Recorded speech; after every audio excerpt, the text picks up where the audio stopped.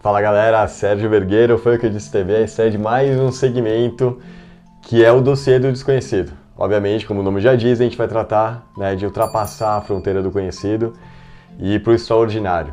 Então a gente vai tratar de temas como ufologia, teoria da conspiração e cultura geek em geral, tá? E falando em teoria da conspiração, acho que nada mais hypado hoje do que o Stranger Things, o seriado que está super em voga. E ele tem muita referência numa teoria da conspiração em específico, eu diria que nem é uma teoria da conspiração na realidade. É, de fato, uma realidade, que é o MKUltra. Mas, em resumo, o que é o MKUltra, do que se trata o MKUltra? O MKUltra, na verdade, era um projeto da CIA, financiado pelo governo americano. Obviamente, tudo por debaixo dos panos ali, tudo em segredo, no período da Guerra Fria, por volta de 1950. Então a gente sabia que tinha toda uma disputa ali entre Estados Unidos e União Soviética, e era uma disputa silenciosa. Então os Estados Unidos queriam demonstrar poder, seja bélico, na corrida nuclear, na corrida também aeroespacial, na cultura mesmo, com filmes, com cultura em geral. E a União Soviética, da mesma forma, também queria demonstrar aquele mesmo poder. E aí existia um rumor, que na União Soviética estava tendo um projeto que controlava mentes, basicamente. E aí os Estados Unidos, como não queria ficar para trás em nada, porque tudo era demonstração de poder, criou esse projeto que era o MKUltra.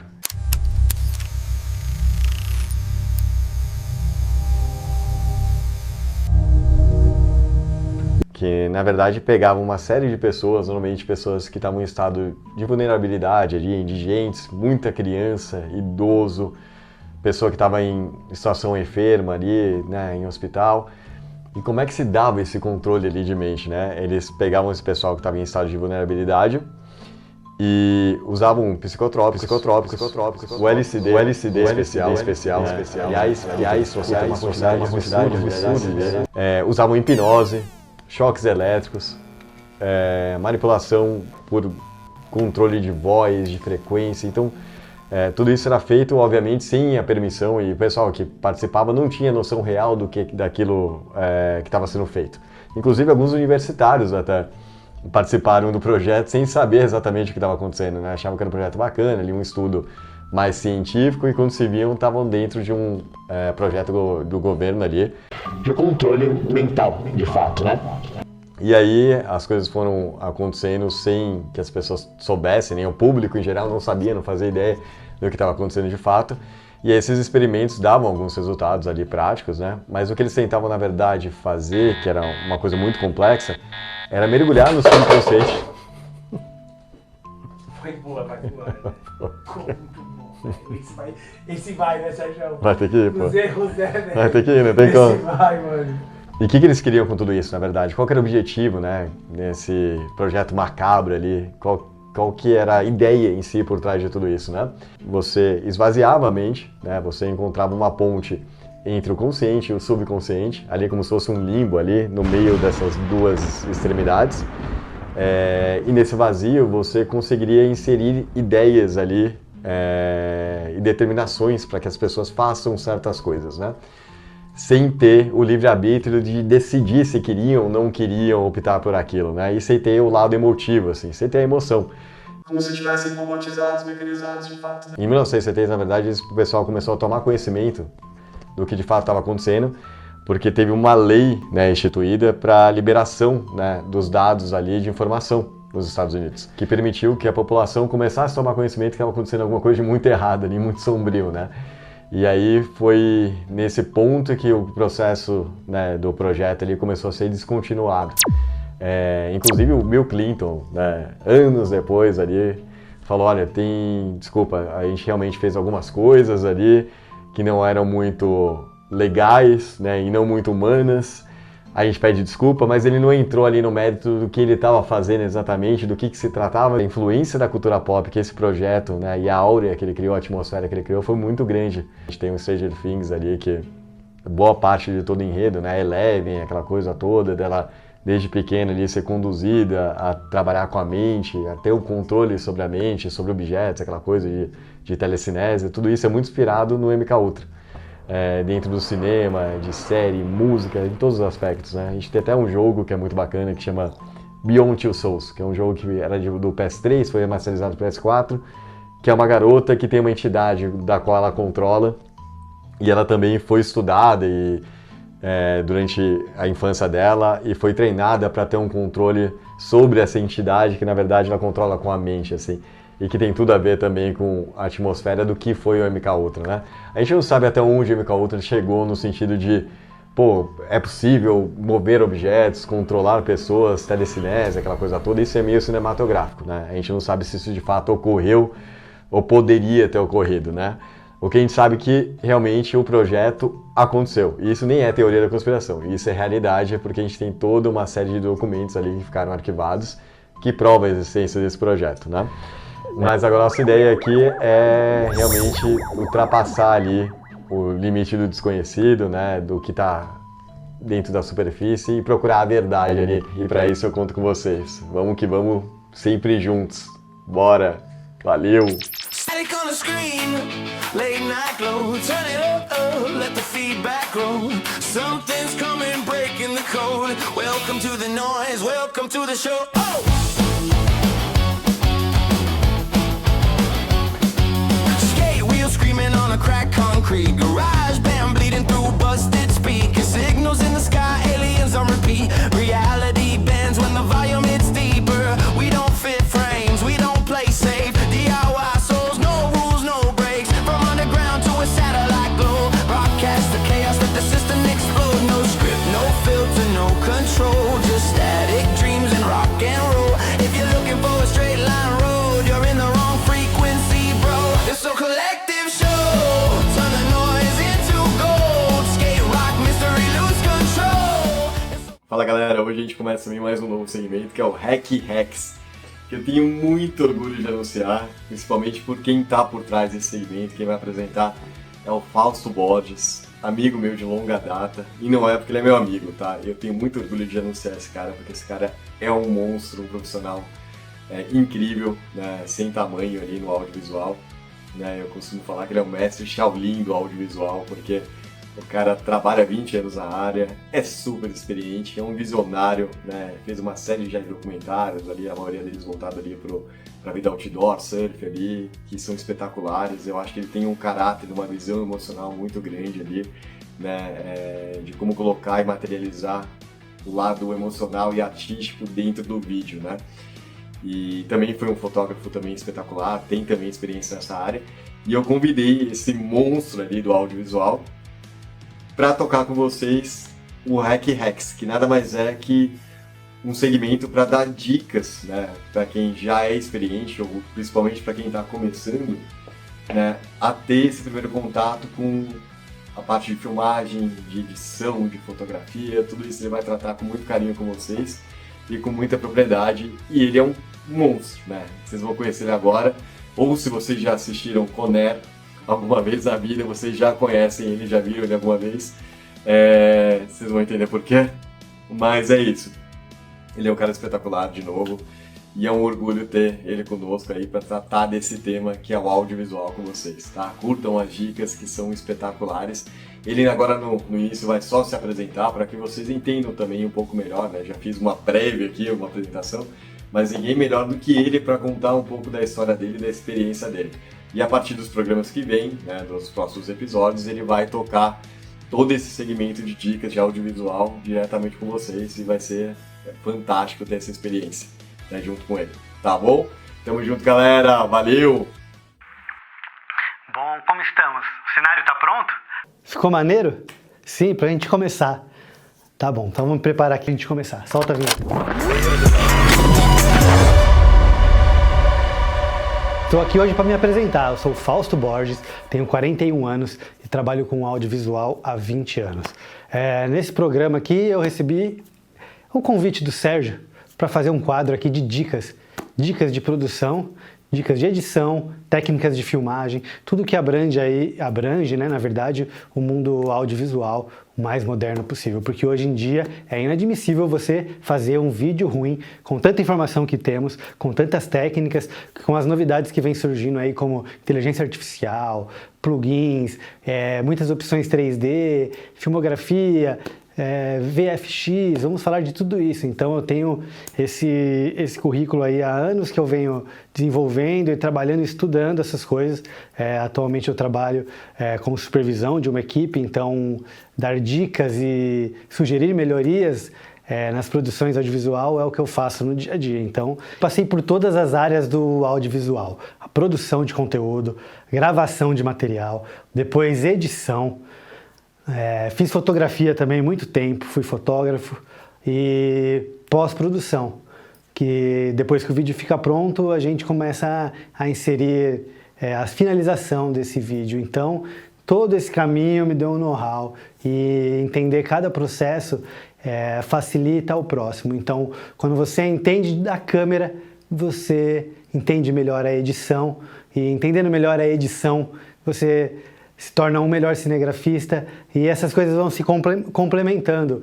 Então, você saber um pouco de tudo ali vai te ajudar.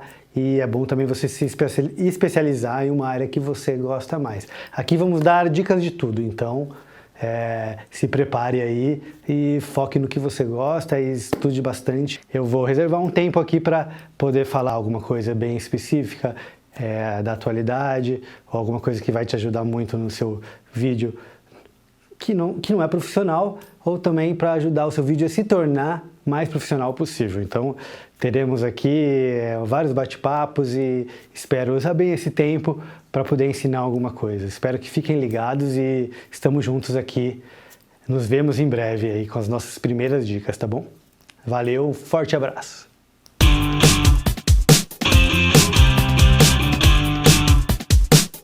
Galera, agora a gente vai partir para uma entrevista muito especial, que é a entrevista do Jorge Schai, que é um ícone do rock and roll brasileiro, da guitarra no Brasil. Ele tem muita história para contar, né? Ele tem toda uma bagagem ali.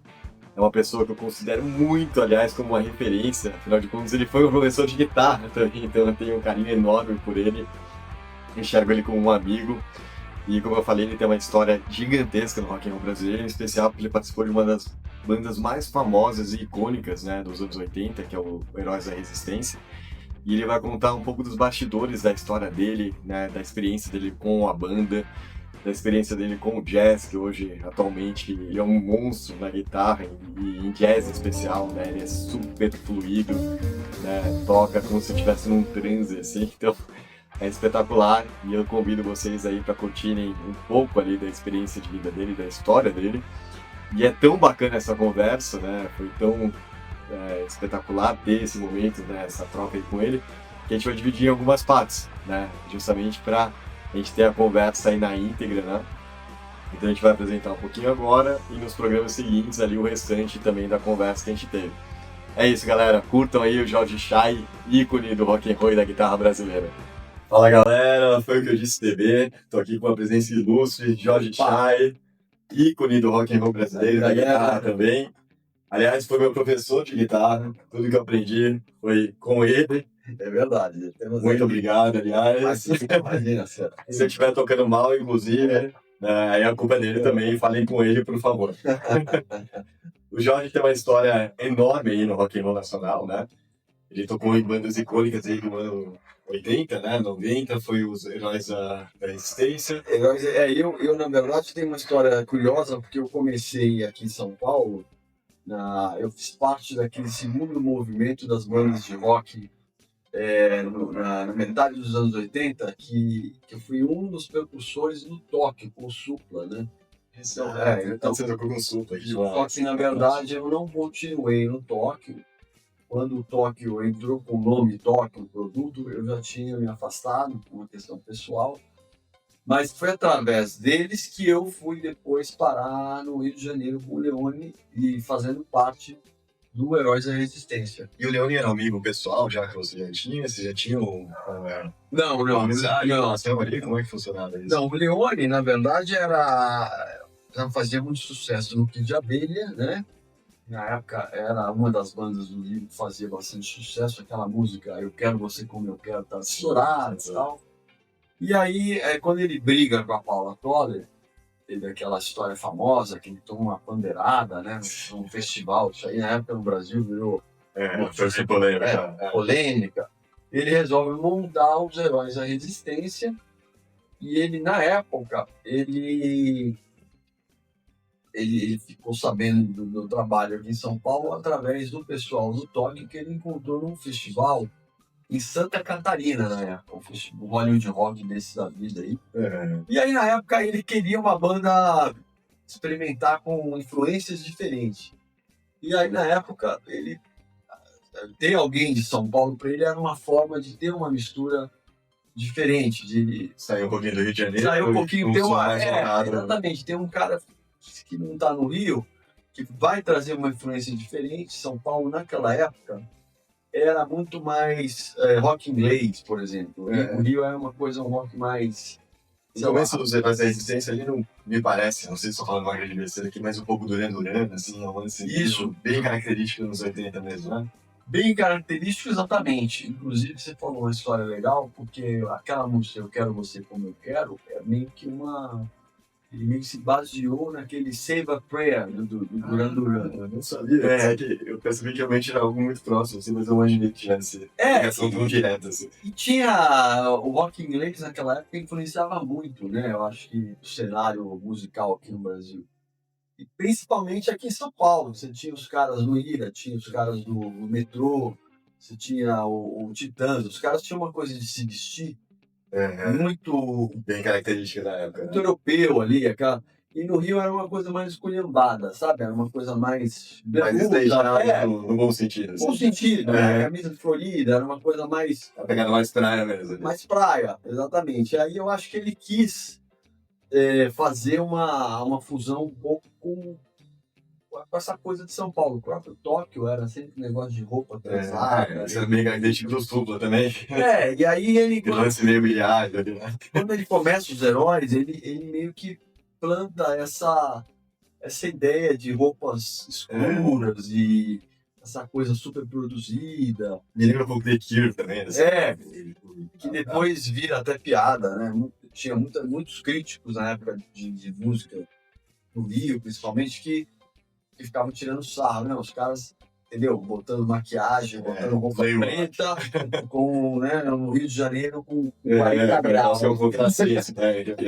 Maquiagem escorrida, explode, né? Mas era, foi uma coisa que chamou atenção na época, porque meio que foi a primeira banda... banda... identidade mesmo. Foi a primeira banda do Rio que teve aí um cuidado visual, sabe? Uma coisa meio... E muito por essa influência paulistana, né? Porque São Paulo tinha um lado meio Londres, assim. Mais vanguarda. Assim, mais vanguarda e naquela época São Paulo não era uma cidade quente como é hoje. Era uma cidade mais... Sabe? Era mais fria. Tinha uma cara meio urbana mesmo, como hoje tem, mais cinza. Era mais cinza. E combinava mais com esse estilo da época, né? Exatamente. Não tinha carnaval, não tinha bloquinho. Você, quando queria fugir do carnaval, quem não gostava de carnaval, cara, vinha pra São Paulo. São Paulo era... Eu nunca me esqueci, era refúgio. O pessoal ia no cinema, entendeu? Ia nos barzinhos de jazz, assim. Era uma coisa bem diferente. Hoje em dia é outra realidade. Hoje em dia virou uma outra cidade, né?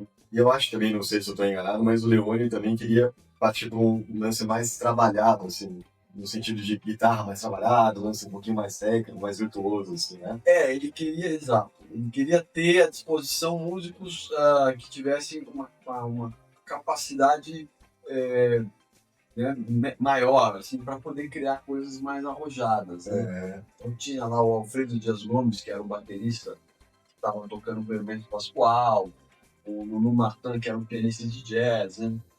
Eu, na verdade, era um pianista de rock que estava só misturando com esses caras. Né? Você conheceu mais pela indicação ali e pelo história que você tinha no Tóquio ali. Sim. E aí fez essa ponte com o Leone e vocês acabaram, obviamente, também acontecendo de ter uma relação de bastante amizade ali, claro. Sim.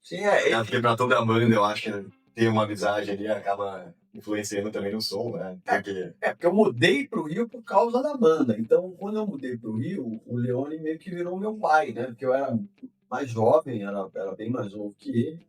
E ele tomava conta de mim no sentido de... Tinha uma diferença de idade ali? Tinha. Tinha uma diferença de idade. Eu era meio caçulinha da banda. Muito E louco. assim, na época, ele me levava pra cima e pra baixo. Onde o Leoni ele levava o Ele já tinha uma experiência também enorme, né, na área, né? É, Já estava consolidado ali pelo Rio de Janeiro, né? Era compositor ali, chave também pra banda, né? exatamente. Era um cara muito respeitado. Era um cara que a gravadora deu carta branca para ele fazer o que ele quiser, né? Quer dizer, ele era se ele quisesse ter ido para a carreira solo, ele teria ido. Mas ele não quis, ele quis Foi a opção de optar pela banda mesmo. dar para uma Uma evolução que ele banda. queria fazer na época, né? A gente esqueceu do RPM, né? Que era outra banda de São Paulo, também tinha essa coisa de visual. E era uma referência dele, né? Também, então ele queria uma coisa Mais Galgado. glam rock. né, nesse Mais nível, virtuoso também. mais virtuoso.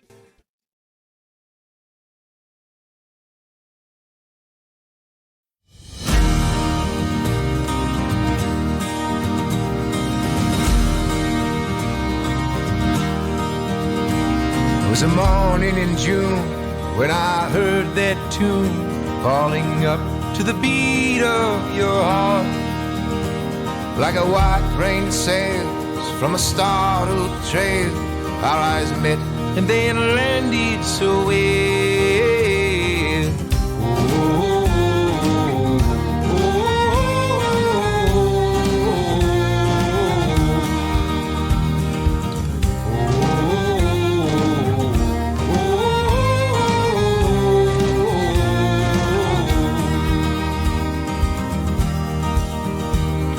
Before you could speak, before you could weep, I held your hand in mine. Like a shell on a beach, waiting for your reach, falling up to the mountain to climb. You came reassuring, Mother Nature's procuring, there's no need for doubt in its might.